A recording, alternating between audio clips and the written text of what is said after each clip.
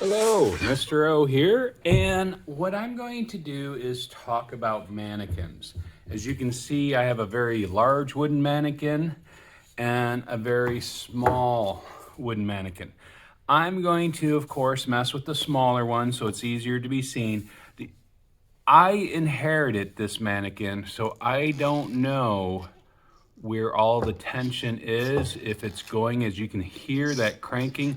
And this is what I'm gonna talk about resetting. I'm gonna probably play with this a little bit, just see where the tension is, because for all I know, it's been cranked around. And we're gonna talk about how to take care of your mannequins and why they break so often, and especially in the classroom where kids don't seem to care as much. As you can see, I can raise my arm, but let's listen to this. You can see that there's tension. Sometimes when you want to raise your arm, all you have to do is flip it around. And it's the same thing with the leg. What I didn't tell you, this is the magnetic one. Jerry's Artorama sent me this, and it's a really spiffy base. And anytime you pose, just be aware, see how that's falling over?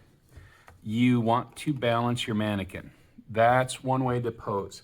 And the purpose of the mannequins is what I'm going to show you next. But we want to talk about care.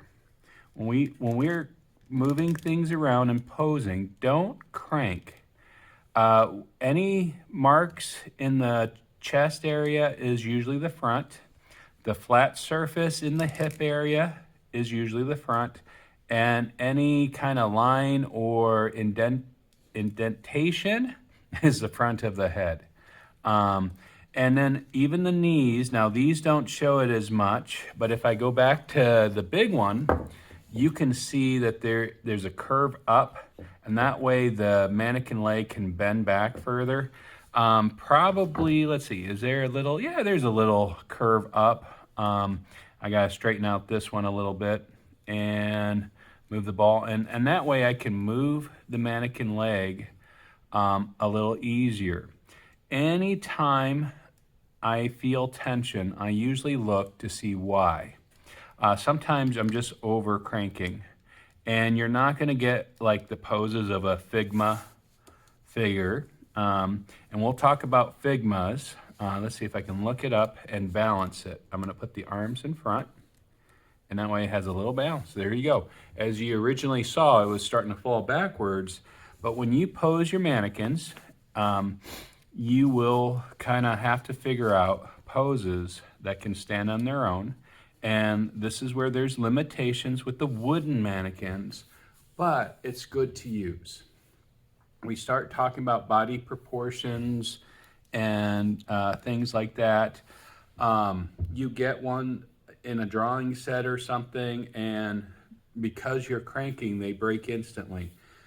So just be careful as you adjust your mannequin, and I'm going to show you in the next couple of videos, we're going to be doing a drawing exercise with mannequins where we first start sketching poses, and then we will turn those poses into a human form, and where it looks less like the mannequin. So I'll talk to you more about that. Hey, I can't forget this, of course. Let's get a piece of paper and a pen. You would think I can find a pen easy.